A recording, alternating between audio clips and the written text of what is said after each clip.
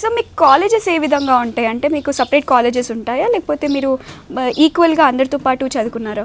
Till my intermediate నేను blind కాలేజ్లోనే చదువుకున్నాను అనమాట. ఓకే. నా Kinder garden, nursery, UKG, LKG ఇవన్నీ మామూలుగా అందరితో పాటు చదువుకున్నాను అనమాట, నార్మల్ సైటెడ్ పీపుల్తో కలిసి.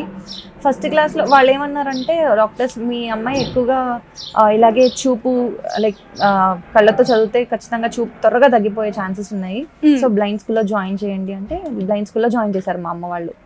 తర్వాత ఇంటర్మీడియట్ వరకు నేను బ్లైండ్ స్కూల్లోనే చదువుకున్నాను, బ్లైండ్ కాలేజ్లోనే చదువుకున్నాను.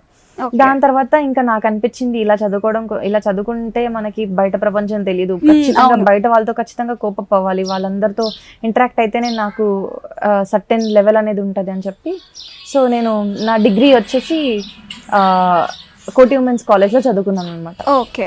అక్కడ నార్మల్స్తో కంపీట్ అవ్వచ్చు, మనకి చాలా విషయాలు తెలుస్తాయి అని చెప్పి ఉమెన్స్ కాలేజ్లో చదువుకున్నాను.